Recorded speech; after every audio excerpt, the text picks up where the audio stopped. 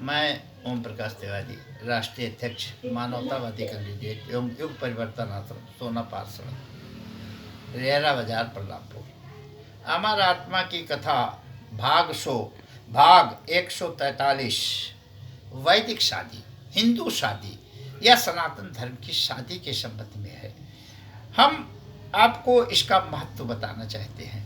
कुछ लिखे हैं, उसे पढ़ के सुना देंगे और हम अनुरोध करेंगे कि वैदिक शादी को बढ़ावा देने के लिए जो हमारे हिंदू भाई हैं या सनातन धर्म वाले हैं, वह ज़्यादा से ज़्यादा इसे सब्सक्राइब करें, शेयर करें और लाइक भी करें, जिससे कि सनातन धर्म की शादी को बढ़ावा मिले। सनातन धर्म की क्या क्या विशेषताएं हैं, क्या क्या महत्व है और इसमें क्या लाभ है, क्या हानि है।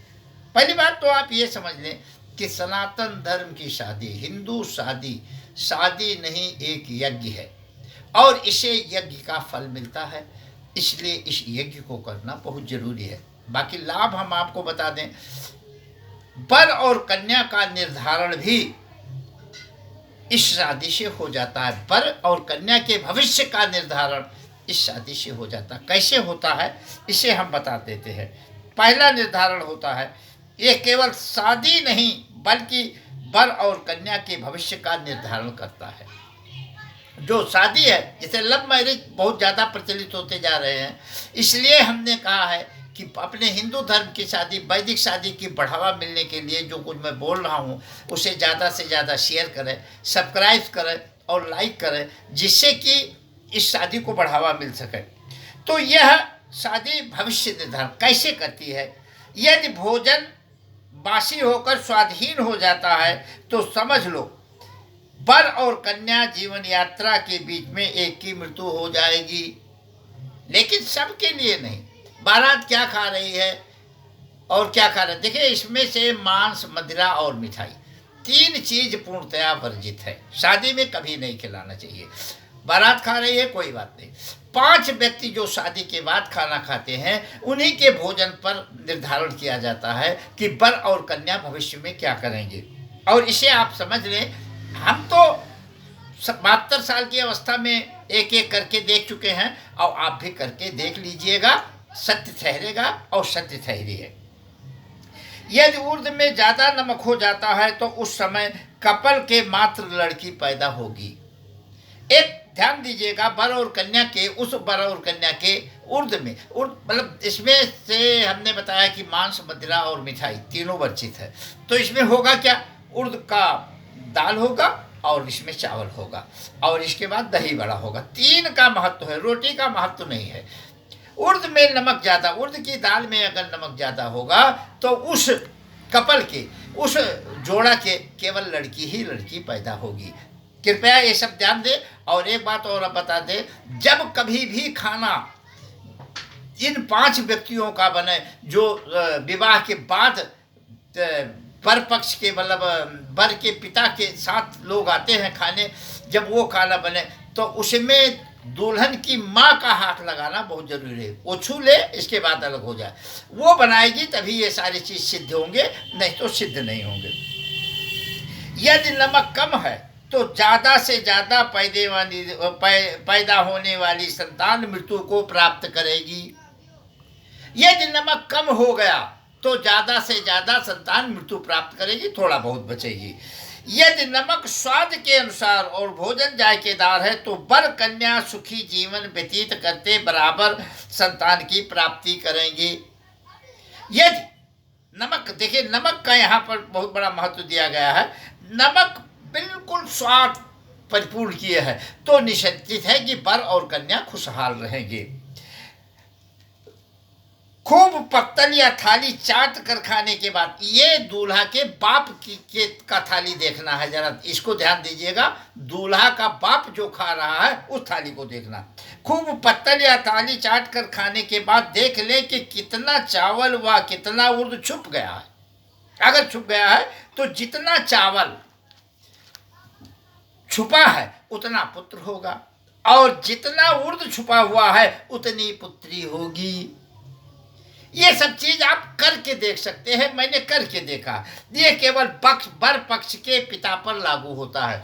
5 व्यक्ति बैठे हैं, विवाह के बाद जो खा रहे हैं, बहुत शुभ होता है, सारा भविष्य निर्धारण उसी पर आधारित होता है। इसलिए पांचों को बहुत सही तरीके से खिलाना चाहिए।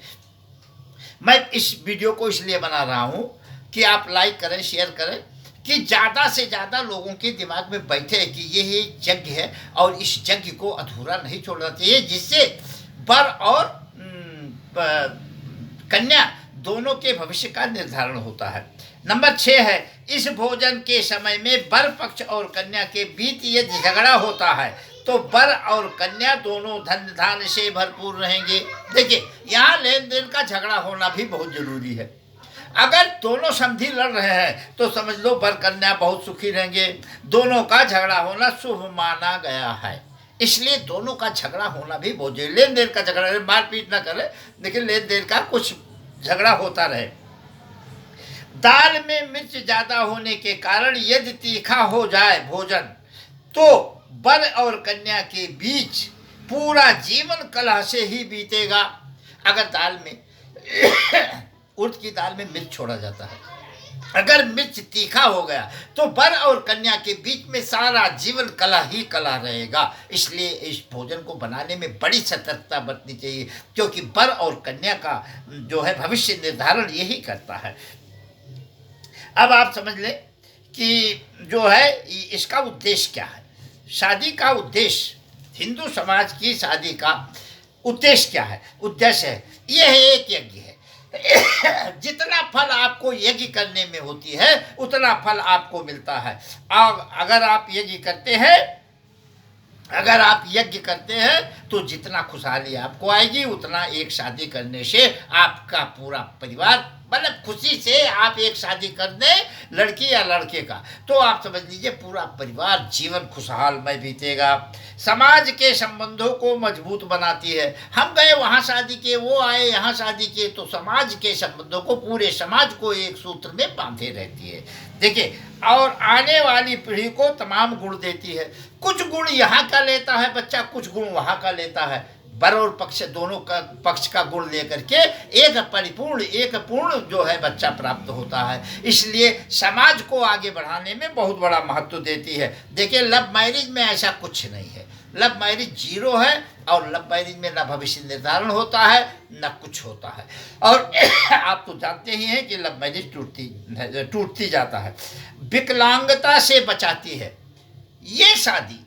जो हिंदू धर्म की शादी है, जिसमें हम दूल्हा सजा के ले जाते हैं, दुल्हन लाते हैं, सारी व्यवस्थाएं करते हैं, या 5 आदमियों को बैठा के खिलाते हैं, या और यज्ञ का विधान करते हैं, ये शादी जीवन में खुशहाली भर देती है और आपके विकलांग बच्चा नहीं पैदा होगा, बिल्कुल ना संभावना। जब आप लव मैरिज करेंगे तो उसमें विकलांग होने की संभावना ज़्यादा होती है। तो कृपया लव मैरिज शादी से बचाएं और आगे का जीवन उपयोगी बनाने के लिए हमको हिंदू की शादी, जो वैदिक शादी है, जो सनातन की शादी है, उसे करना बहुत जरूरी है। इसीलिए हम बार बार कहते हैं कि इसको जितना से जितना शेयर कर पाइए, जितना से जितना सब्सक्राइब कर पाइए, जितना से जितना जो है लाइक कर पाइए, उतना कर दीजिए, जिससे लोगों में जागरूकता हो। नए चेहरे का निर्माण कर सुंदरता बढ़ाती है। एक चीज़ और बता दें, मनुष्य पहले बंदर था। डॉक्टर डार्विन के अनुसार धीरे धीरे मनुष्य कैसे हुआ, ये केवल वैदिक शादी की देन है। वैदिक शादी जो है हर मनुष्य की सुंदरता बढ़ा देती है। जब बच्चा यहाँ से वहाँ से दोनों का गुण लेकर के आगे बढ़ेगा तो बहुत सुंदर पैदा होगा। अगर आप घर में बिल्कुल लव मैरिज में भिड़े हुए इधर उधर अड़ोस पड़ोस की काम करते हैं तो आप जाने आपका काम जाने। यह जिसे यज्ञ के रूप में किया जाए तो यज्ञ का फल प्राप्त होता है, पूरे यज्ञ का फल प्राप्त, रोग और कष्टों को दूर भी करता है। एक चीज़ बहुत जरूरी चीज़ है आप लोगों को बताना, वैदिक शादी में मांस, मदिरा और मिठाई 3 चीज़ का पूर्णतया वर्जित है। आप बारात को खिला सकते हैं, सबको खिला सकते हैं, लेकिन 5 व्यक्ति जो शादी के बाद वर के पिता के साथ खाने आते हैं, उनमें ये सारी चीज़ कतई न दें, और जैसा हमने बताया है वैसा करें तो निश्चित है वर और कन्या का जीवन पूरा आनंदमय बीतेगा। लव मैरिज में ऐसी कोई व्यवस्था नहीं है। आपका जीवन कष्ट में हो या सुखी हो या दुखी हो, लेकिन मुझे तो पता है कि ज़्यादा से ज़्यादा कष्ट में होता है। बोल तो शंकर भगवान की।